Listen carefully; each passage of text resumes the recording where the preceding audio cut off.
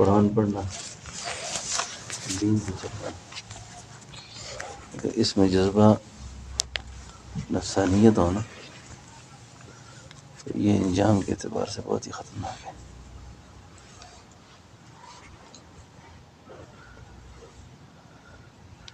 سیدنا ابو ہریرہ رضی اللہ عنہ غش کھا کر گرے تھے اس بات سے کہ جب انہوں نے حضور سے یہ بات سنی ہے نا کہ جہنم کی آگ جس شخص کو بنیاد بنا کر دہکائی جائے گی نا، وہ دنیا پرست ہوگا، ریاکار ہوگا۔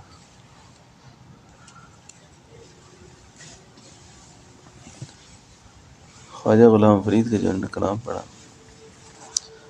ان کے ملفوظات میں ایک بڑی ہی عجیب بات ہے۔ ان لوگوں کے مزار اور ان لوگوں کی زندگیاں جو ہے نا، مرنے کے بعد یہ مرجع خلاق ویسے نہیں بنی، فانی ہو کر گئے دنیا سے۔ عالم ناسود کا ایک ذرہ بھی ان لوگوں کے ساتھ نہیں تھا۔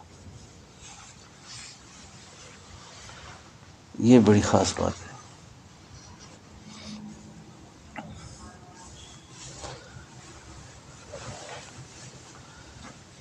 ان کی ایک بات مجھے یاد آئی ہے، کوٹ نجیب اللہ نے ہری پور کے پاس، یہاں آپ کا ایک مرید تھا خاتم صاحب، جو ہر سال یہاں سے پیدل کوٹ مٹھن جاتا تھا۔ آپ کا جو سالانہ اجتماع ہوتا تھا اس میں تو حضرت کے لیے یہ ہمامہ لنگی وغیرہ یہ یہاں سے لے جاتا تھا۔ غریب آدمی تھا، یہ ہدیۃً لے جاتا۔ ایک سال اجتماع کے دن آ گئے اور اس کے پاس کوئی ہدیہ کے لیے کوئی چیز نہیں ہے، تو یہ نہیں کیا، کہتے ہیں کہ اجتماع شروع ہو گیا۔ کل رات بھی مجھے یہ آیت بہت یاد آئی، قرآن کریم میں اللہ کہتے ہیں نا، اللہ یجتبی الیہ من یشاء ویہدی الیہ من ینیب۔ بعضوں کو خدا کھینچ کے اپنے قریب کرتا ہے، وہ اپنے لیے جہنم کے سامان تیار کر رہے ہوتے ہیں، لیکن اللہ نے ان کو جہنم کے لیے بنایا نہیں ہوتا، اللہ ان کو پکڑ کے لے جاتے ہیں۔ اسی لیے کہتے ہیں ایک مرید ہوتے ہیں، ایک مراد ہوتے ہیں نا، مراد کا انتظار مرشد کرتا ہے، مرید خود کسب کر کے جاتا ہے۔ کہتے ہیں کہ حضرت بار بار پوچھیں کہ وہ فقیر نہیں آیا، نہیں آیا۔ ایک سال پورا گزر گیا، دوسرے سال ہی آیا، 2 سال بعد۔ ایک جو پچھلے سال والا ہدیہ تھا، لنگی وغیرہ جو چیز، وہ بھی، اور اس سال کی بھی 2 ہدایہ لے کر آیا۔ جو ہی پہنچا نا، حضرت بہت خوش ہوئے مل کے اس کو، کہ کیوں نہیں آئے تھے پچھلے سال؟ کہا حضرت آپ کی خدمت میں کوئی نہ کوئی ہدیہ لایا کرتا تھا، بس کچھ پیسے نہیں تھے، غریبی تھی، بہت تنگ دستی تھی، کچھ لے نہیں سکا، ایسے مجھے آنا اچھا نہیں لگا۔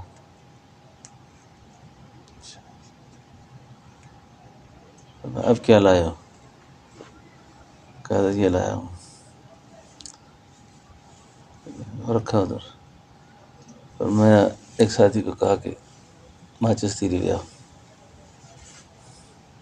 کہ اس کو آگ لگاؤ۔ فقیر نے بہت پریشان ہوا کہ میرا ہدیہ قبول نہیں، حضرت نے آگ لگوا دی اس کو۔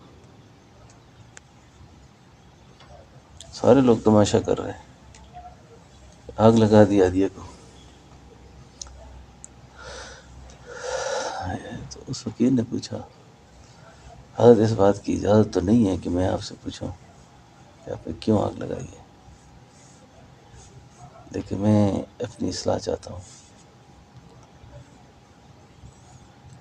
اس کو آگ لگا دی آپ نے، کوئی مشکوک محسوس کیا آپ نے، حرام محسوس کیا؟ تو حضرت نے فرمایا نہیں، سارے فقیروں کو خطاب کیا، ان کو خطاب کر کے فرمایا جڑی شے یار دے ملن میں رکاوٹ ہوئے نا انہوں اگلا دو.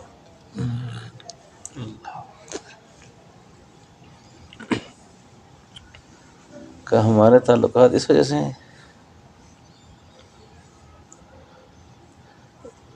یہ تو کوئی چیز نہیں ہے، اور اس نے یار کے درمیان رکاوٹ ڈالی ہے اس چیز نے. سمجھو بات کو، یہ ان کے ملفوظات میں ہے. جیڑی شے یار دے میرے میں رکاوٹ ہوئے انہوں اگلا دو. کیونکہ فقیر کو مادی چیزوں پر، دنیا کی کسی چیز پر نگاہ رکھنی نہیں ہے کہ ہماری یہ سبب ہے، یہ سبب ہے، یہ سبب ہے. ہر وہ سبب جو اللہ کے ملنے میں رکاوٹ ہو اس کو ختم کر دو درمیان سے. اس لیے اللہ کو وما امروا الا لیعبدوا اللہ مخلصین، یہ مخلصین جو ہے نا یہ بہت خاص بات ہے. یہ مخلصین لہ الدین، وما امروا الا لیعبدوا اللہ مخلصین لہ الدین. کیونکہ ہمارے آپس کے بھی تعلق ہیں، اس میں بھی نفس نہ ہو، دنیا نہ ہو، دنیا کی آمیزش تک نہ ہو. حضرت جی صاحب فرمایا کرتے تھے کہ ایک ہماری مریدہ ایک خاتون تھی، بڑی نیک عورت تھی. وہ مجھے ایک دن حضرت کو کہنے لگی، حضرت جی میں آپ سے ایک بات عرض کروں، جب کوئی ساتھی آپ کو ملنے آنے کریں تو آپ فوری ان کو توجہ دیا کریں.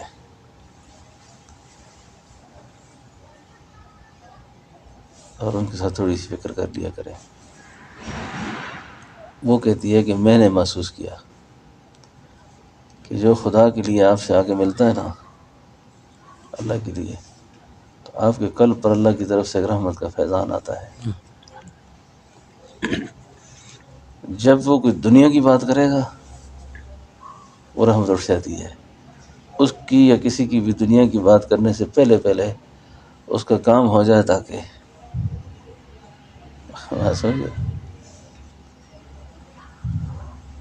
اس کو اللہ کے نام کی توجہ دے دیا کریں. کیونکہ نفس تو پوری خطرناک بلا ہے نا، تو وہ پھر بانے ہیلے سے کوئی نہ کوئی بات اپنی کر دے گا اس میں. سمجھا؟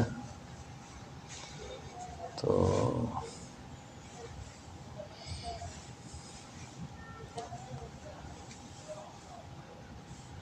اس لیے دنیا کی باتیں جو ہے نا وہ بھی نفس کے بغیر ہوتی ہیں نا، ان کے اندر فیض ہوتا ہے.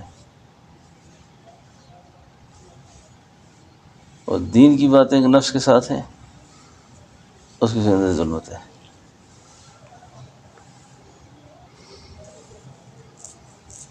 اس کو بند کریں، میں بات کرتا ہوں، کیونکہ آج کے بعد ریکارڈ ہو